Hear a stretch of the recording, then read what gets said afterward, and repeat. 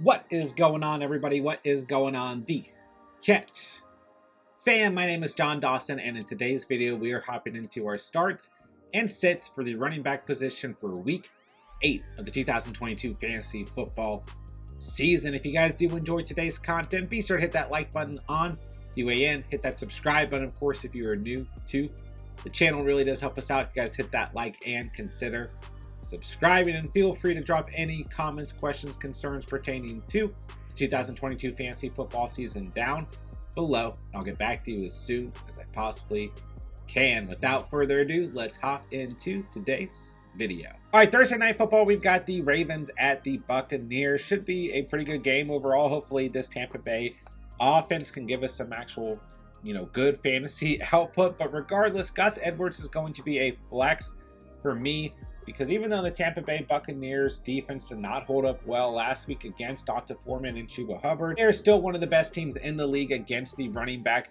position. But let's face it, Gus Edwards had 18.6 fantasy points in Week 7, 16 rushing attempts, 66 rushing yards, and 2 scores. So I really do hope that the Ravens keep him involved. We know that this backfield for the Baltimore Ravens can be relatively volatile at times.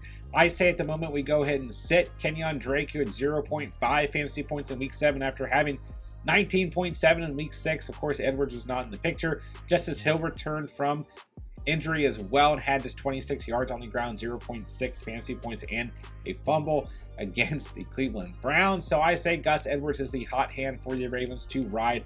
Even with a tough matchup and on a short week, if you need to, I do think Edwards is fine to flex. All right, let's take a look at Leonard Fournette, who was a top 6 running back going into Week 7, but had just 4.6 fantasy points against Carolina in Week 7. 19 yards on the ground, 2 receptions for 7 receiving yards. Just a bad day overall for the Tampa Bay Buccaneers, and this game script got out of hand to where Leonard Fournette did not get the involvement that we wanted to see him get, like the previous 4 weeks where he had at least 12 fantasy points and a high of 35 fantasy points in Week 5. But I say continue to roll with Leonard Fournette. This should be a good game script overall from a fantasy perspective, and I do think Fournette will see that usual volume that we had gotten used to over the last couple of weeks. So I would not be too worried about starting Fournette as we head into Week 8. All right, Broncos at Jaguars. At this point in the season, I'm considering Latavius Murray the RB1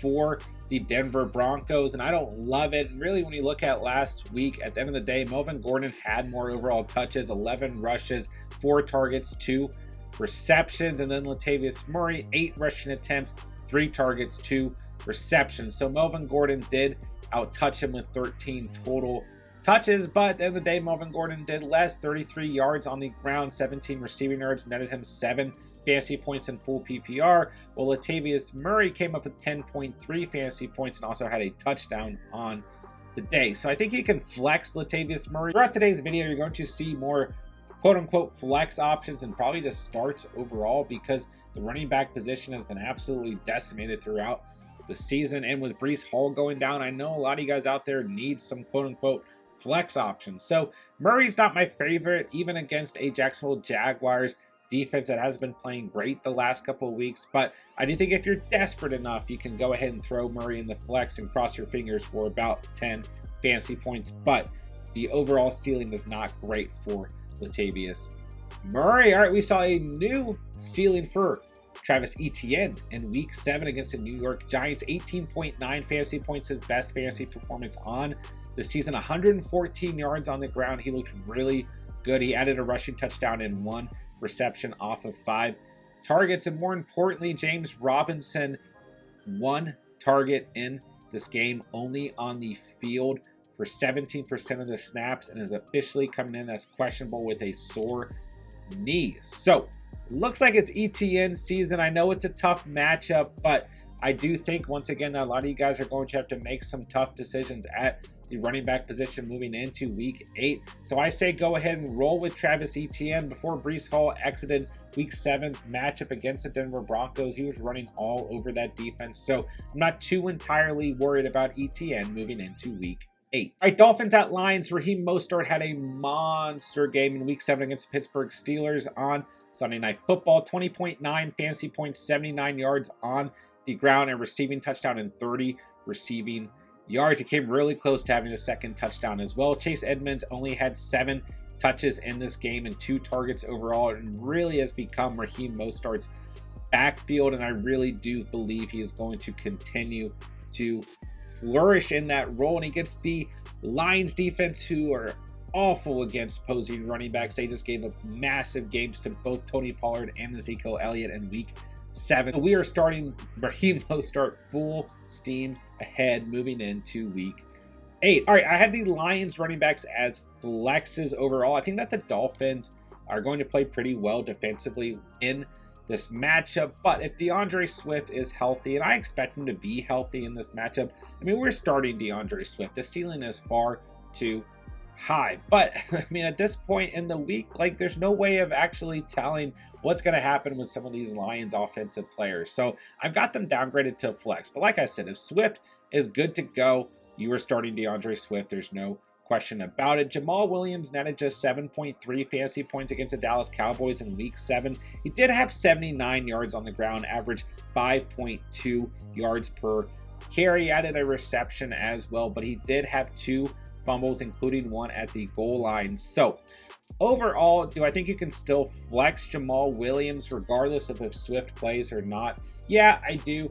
But I do think that the Dolphins are going to show up all right defensively. They didn't look fantastic against Najee Harris in week 7, so I'm not too entirely worried. I'm more worried about the health of this Lions offense and how they bounce back from a really bad loss in week 7 to the Dallas Cowboys. But let's face it, DeAndre Swift's ceiling is way too high. If he's good to go, you are starting him, and Jamal Williams still brings some nice flex potential as well. All right, Panthers at Falcons. I think this is a really good opportunity for some, running backs we weren't really fully expecting to be considered starters moving into week 8 of the season. Let's start with the Panthers running backs. We've got D'Onta Foreman, who came in at 16.5 fantasy points against the Tampa Bay Buccaneers in week 7, 118 yards on the ground and added 2 receptions. Chuba Hubbard, on the other hand, had 15.3 fantasy points, 63 rushing yards, a score, and 2 receptions. Hubbard did exit in the 4th quarter with an ankle injury, but he is not expected to miss time from the reports I have read today. So listen, this is obviously going to be a committee, but I think both are worth flexing against the Atlanta Falcons in week 8. This should allow for a good enough game script where both of these running backs can give us a respectable fantasy stat line, especially if they did so against the Tampa Bay Buccaneers in week 7. So I like both Foreman and Hubbard in the flex moving into the week. When we look at weeks 4 through 6 for Tyler Allgeier, he had 84 rushing yards, 45 rushing yards, and 51 rushing yards. All pretty good performances on the ground. And I kept telling you guys, man, if he could just find the end zone, he's going to come up with some really nice fantasy stat lines as a flex option. In week 7, he had 50 yards on the ground and a score and gave us 11 fantasy points on the dot. So do I see a high ceiling from Tyler Allgeier? I don't get me wrong. And Cordell Patterson's going to be returning to this offense soon, but over the last couple of weeks, overall, Allgeier has led the backfield in touches. So if you're desperate enough, Tyler Allgeier may be available out there on the waiver wire and is a player we can take a look at if you are dealing with a Breece Hall injury, right? So I do think Allgeier is a player we can flex moving into week 8. All right, Cardinals at Vikings. I'm starting Eno Benjamin. I'm going to put him as a start because going into week 7, I had him as a sit, and he scored 23.3 fantasy points, 92 yards on the ground, a touchdown, and 21 receiving yards against the New Orleans Saints on Thursday Night Football. I was a little bit discouraged after he had just 9.5 fantasy points against the Seattle Seahawks in week 6. But overall, I don't care anymore because Benjamin looked great. Now, there is a chance that James Conner is ready to go in week 8, which will obviously affect Eno Benjamin's fantasy output. So we want to monitor that during the week. That could move Benjamin down to a flex, but I put him as a start because this Vikings defense has been really bad on the season against opposing running backs. So even if Benjamin gets downgraded to a flex with Conner able to play, I think you can actually flex either player going into the week, and I would still kind of give the nod to Eno Benjamin, and maybe Conner gets a little bit more implemented slowly back into the offense. All right, Dalvin Cook was on bye week in week 7, so not a lot to discuss here. He comes in as your RB15 overall, a really safe floor on a weekly basis, a ceiling of 26.1 points so far on the season. I say we roll with Dalvin Cook, right? If you own him, you're starting him anyway, so not a lot to discuss. Cook should be in your starting lineups as we approach week 8. All right, Bears at Cowboys. I say we go ahead and flex David Montgomery. At the time I'm recording this, Monday Night Football has not been played yet. I don't think he's going to have a phenomenal game against the New England Patriots, but if he does, well, then that gives us all the more reason to flex him. If he doesn't, I wouldn't necessarily panic, but he did just have 9 points against the Washington Commanders in week 6, although the game script didn't really help him out. He did have 67 yards on the ground. Regardless, really on a weekly basis, Monty is a flex option for me. Not a crazy high ceiling. I mean, 18 points in week 5 against Minnesota is his best fantasy performance. So we'll continue to monitor David Montgomery and the usage of Khalil Herbert as well, who had 74 yards on the ground against Washington in week 6. I think either of them are worth flexing, but I don't want to make them more than a flex going up against the Dallas Cowboys defense. So that is the main reason Monty is here as a flex, but we want to see how he plays on Monday Night Football. All right, moving on to the Cowboys running backs. Both of them had really good games in week 7 as expected against the Detroit Lions, but on a week-to-week basis, I've got the Cowboys running backs as flex options because unless they're playing an absolutely abysmal defense, you really can't expect a crazy high ceiling out of them because both running backs are going to be implemented and kind of cap each other's ceilings. But against the Detroit Lions, a quote-unquote abysmal defense in week 7, boy, did they look good. 57 yards on the ground for Zeke, 15 touches, 2 touchdowns. Tony Pollard had 12 touches, 83 yards on the ground, and 2 receptions for 26 receiving yards. The Chicago Bears are definitely not a great defense, but they're not nearly as bad as the Detroit Lions. So the Cowboys running backs come in as flex options for me heading into week 8, but really strong flex options as we approach the week. All right, Raiders at Saints. Really not a lot to discuss here. Josh Jacobs is a start on a weekly basis without a doubt, 100%. Officially, he has had at least 30 fantasy points in his last 3 games. He's moved up to RB4 on the season against the Houston Texans in week 7. 143 rushing yards, 3 receptions for 12 receiving yards, and 3 touchdowns on the ground. I don't care who he is going up against at this point in the season. Like I said, he is locked and loaded into your starting lineups. Alvin Kamara had a good night on Thursday Night Football against the Arizona Cardinals. 17.5 fantasy points, 49 yards on the ground, and added 7 receptions for 56 receiving yards, his second highest total in terms of receiving work on the season. I say continue to start Alvin Kamara. I don't think anyone out there is really considering sitting him. So Kamara, another strong start moving into week 8, as is Josh Jacobs. All right, Steelers at Eagles. It's a tough matchup for the Steelers offense. I thought Najee Harris looked good overall against the Miami Dolphins when he was getting the touches, but overall the team struggled to put points on the board. 17 touches for Najee Harris, 65 rushing yards, and 3 receptions for 15 receiving yards overall. Listen, guys, I've said it for a couple of weeks now. Najee Harris brings a pretty safe floor, but the ceiling's just capped because of this offense, especially with the play calling overall. And this is one of the toughest matchups on the season for a young Pittsburgh Steelers team, right? They faced Buffalo in week 5. He had just 6.6 fantasy points, and he kind of surprised us in week 6 against Tampa Bay Buccaneers with 12.9 fantasy points. That was one of the 3 games so far on the season where Najee has scored a touchdown. Regardless, listen, if you're desperate, you don't have better options, you can still start Najee Harris, but I would expect this to be one of the lower ceilings on the season for Najee Harris because this is just a really, really tough matchup against the Philadelphia Eagles who are coming fresh off of a bye week. On the other hand, Miles Sanders and the Philadelphia Eagles did not play in week 7, and Sanders still comes in as RB14, so top 15 back on the season. He had 14.2 points in week 6 against the Dallas Cowboys. I don't know if you guys watched the beginning of the Steelers Dolphins game, but overall Raheem Mostert came firing out the gate, and I would expect the Philadelphia Eagles to really take control of this game and take control of the run game and just be able to burn a lot of clock and just to, kind of establish their dominance. So I think Miles Sanders is in line for another really safe floor and a pretty good ceiling overall heading into week 8. All right, Patriots at Jets. I'm flexing both Rhamondre Stevenson and Damien Harris. And, you know, like I said earlier in the video, at the time I'm recording this, Monday Night Football has not played yet. But depending on how this game goes against the Chicago Bears, we might have a different answer here. I mean, overall, guys, I've said it all this past week. I'm not worried about Rhamondre Stevenson with Damien Harris coming back and vice versa.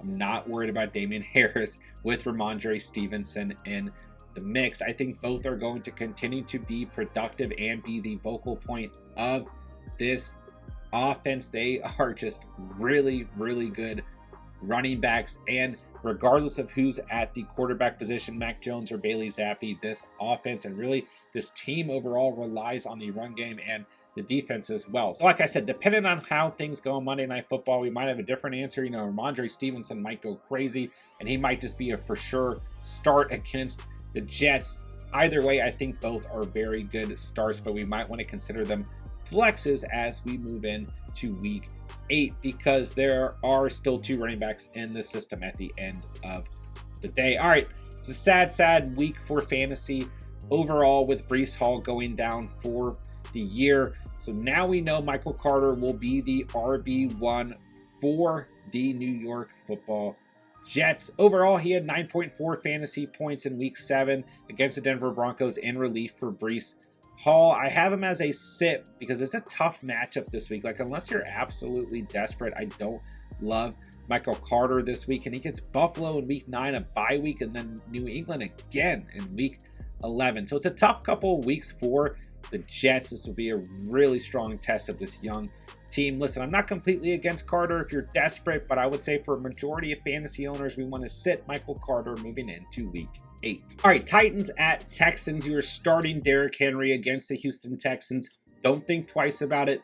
Derrick Henry might be my must-start player of the week. The Houston Texans have been awful, and I mean awful, against opposing running backs. They are the worst team in the league from a fantasy perspective. They just gave up 3 touchdowns to Josh Jacobs. Henry comes in as your RB8 in full PPR so far on the season, and regardless of if the matchup was good or not, you were starting Derrick Henry anyways. Overall in week 7 against the Colts, he had 16.8 fantasy points, 128 total rushing yards, and added 3 receptions. So I mean, there's no discussion to be here. Like I said, Derrick Henry is in your starting lineups or you're just absolutely crazy. This matchup is pure gold. On the other hand, Dameon Pierce had another double-digit fantasy performance in week 7 against the Raiders. 15.7 fantasy points, 92 yards on the ground, and 25 receiving yards. We're starting Pierce on a weekly basis. He comes in as your RB12. Regardless of the matchup, we are starting Dameon Pierce on a weekly basis. Not a lot to talk about here. Both of these running backs are in your starting lineups as we approach week 8. All right, Giants at Seahawks. Saquon Barkley comes in as your RB2 overall. He has double-digit fantasy performances in every game this season. We all know that this is a pure gold matchup. We just talked about Derrick Henry having one. Well, Barkley has one against the Seattle Seahawks this week. Overall, Barkley 17.5 fantasy points in week 7, 110 yards on the ground, 4 receptions for 25 receiving yards. Really, this slide might be easier than the last one because we are starting Barkley and we are starting Walker for the Seattle Seahawks. There is no doubt about it. Kenneth Walker, an absolutely wild day in week 7 against the Chargers. 28.8 fantasy points, 168 yards on the ground, 2 touchdowns. He is looking like an absolute stud. He's only had 3 full starts, and I think he is in contention to become a top 5 running back with the pace he is on. He is playing that freaking good. So Kenneth Walker, Saquon Barkley, no doubt about it. They are both must starts moving into week 8. Our Commanders at Colts. So the Washington Commanders running backs are a little bit of a head scratch overall. We still have a true committee, but at the end of the day, this committee looked really productive against the Green Bay Packers. Brian Robinson had 10.6 fantasy points and Antonio Gibson had 16.7 fantasy points, but they've been a little bit up and down. At the end of the day, I still think Robinson is definitely the lead back. He had 20 touches in week 7, while Gibson had 10 touches and 4 targets, and Brian Robinson, I should add, had 2 targets. So they're both pretty safe flex options. I think Gibson's usage has been a little bit less consistent, but he did score a touchdown in week 7, so he had 16.7 fantasy points, while Robinson had 10.6. It's not a great matchup on paper against the Colts, but I do think you can definitely still flex Brian Robinson and or Antonio Gibson. Gibson a little bit more risky, but I think Robinson, you know, while there's not as much upside, brings a pretty safe floor against the Colts in week 8. All right, I told you guys, please start Jonathan Taylor last week. Like, at the worst, put him in your flex spot. Don't give up on him yet, coming back from injury. I get that it's been a really frustrating season so far for Jonathan Taylor owners because he more than likely went number 1 or number 2 in your fantasy leagues. It's coming in as your RB32 in full PPR scoring formats, and he's missed 2 games on the season. He's had 2 games where he scored 7.3 or less fantasy points, but he bounced back nicely in week 7 against Tennessee Titans. 15.5 fantasy points, 58 yards on the ground. What really made his stat line, you know, a little bit more valuable overall was the 8 targets and 7 receptions, 27 receiving yards. So in half PPR and standard scoring formats, you a little bit of a lower floor on the day, but in full PPR, he had a nice day at 15.5 fantasy points. So only 1 touchdown on the season for JT, guys. I get the panic overall and everything. I get that it's been frustrating, but we just have to continue to start Jonathan Taylor and allow him to get healthy and back to, let's hope, 75% of what he did last season. I like this matchup in week 8 against the Washington Commanders, who looked really bad against Aaron Jones last week. That's about, I mean, the only aspect of the Packers offense that looked good last week. So I continue to start Jonathan Taylor moving into week 8. All right, Niners at Rams. Listen, I've got Christian McCaffrey as a flex. It wasn't a great outing against the Kansas City Chiefs, but also this game script didn't really favor the running back position. So just 8.2 fantasy points in week 7, 38 yards on the ground, 2 receptions for 24 receiving yards. So we still totaled 62 total yards. So like, I'm not counting Christian McCaffrey out for various reasons, and I'm definitely not counting him out based on the performance last week. And on the other hand, Jeff Wilson had 54 rushing yards off 7 rushing attempts, so he was still involved, but we have to expect his usage to go down.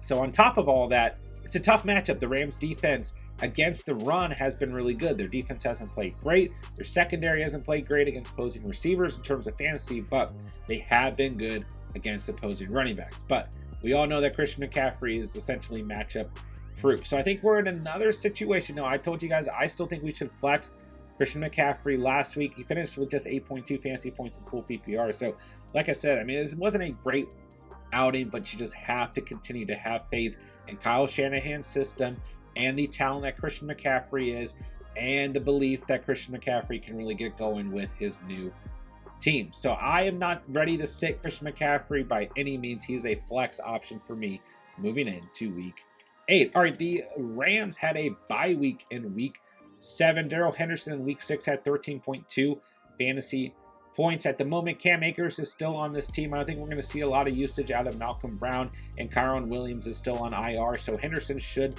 be the RB1, full steam ahead against the San Francisco 49ers. It's a pretty tough matchup overall against the Niners defense, but I think if you're desperate enough, you don't have better options, Darrell Henderson is still a strong flex moving into week 8.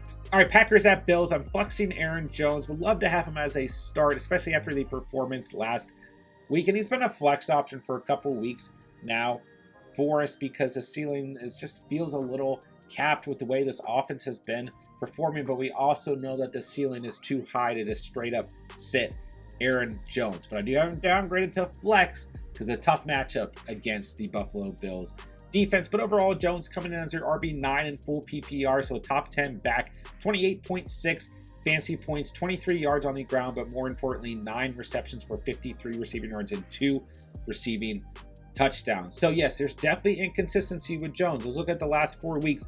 28.6 points, like I just said, against Washington, 7.4 against the Jets, 10 against the Giants, 14.5 against New England. So always a little bit up and down, but like I said, that ceiling just far too high. You know, week 7 was the second best performance of the season, but I wouldn't expect as good of an outing against the Buffalo Bills. But I will say Aaron Rodgers looks really frustrated with his receiving room, and Aaron Jones led the team in targets in week 7. That could definitely happen again. So we just need to keep an eye on things and maybe temper expectations, but a great outing for Aaron Jones in week 7. Just a tough matchup against the Bills here in week 8, I think we sit Devin Singletary because you probably just have better options. Like if you're desperate enough, if you don't have better options, then sure, you can always start Singletary. He comes in as your RB29 on the season, but he's just been far too inconsistent. So far on the year, 3 single-digit fantasy performances and 3 double-digit fantasy performances. So he's always like a dart throw on a weekly basis. He got a 50-50 shot at a good stat line. He only has 1 touchdown on the season. So I'm not in love with Singletary against Green Bay. But the Washington Commanders run game looked pretty good against the Green Bay Packers in week 7. So like I said, if you don't have better options, you can go with Singletary. But for a majority of fantasy owners, think we're sitting Devin Singletary moving into week 8. All right, Bengals at Browns. Joe Mixon is your RB10 on the season, kind of quietly as well. He's a really safe start on a weekly basis. 18.1 fantasy points in week 7, 58 yards on the ground, a touchdown, and 3 receptions for 33 receiving yards. Only has 1 performance so far on the season where he has not scored at least 11 fantasy points in full PPR. So I say we continue to start him, especially against this Cleveland Browns run defense that is just absolutely awful. So Mixon is a great start heading in to the week. Nick Chubb is a really good football player. I don't know if you guys know this. He only has 1 game on the season where he has less than 15 fantasy points. He comes in as your RB3 in full PPR and your RB1 in standard scoring formats. 18.7 points against Baltimore in week 7, 91 rushing yards, a touchdown, and 2 receptions for 16 receiving yards. No question about it. Nick Chubb is a start for us on a weekly basis and as we approach week 8. And that'll do it for today's video. If you guys did enjoy the content today, be sure to hit that like button on the way out. Hit that subscribe button, of course, if you are new to the channel. It really does help us out if you guys hit that like and consider subscribing. And feel free to drop any comments, questions, concerns pertaining to the 2022 fantasy football season down below, and I'll get back to you as soon as I possibly can. With that, I'll say thank you guys so much for watching and or listening, and remember, you saw it here on The Catch.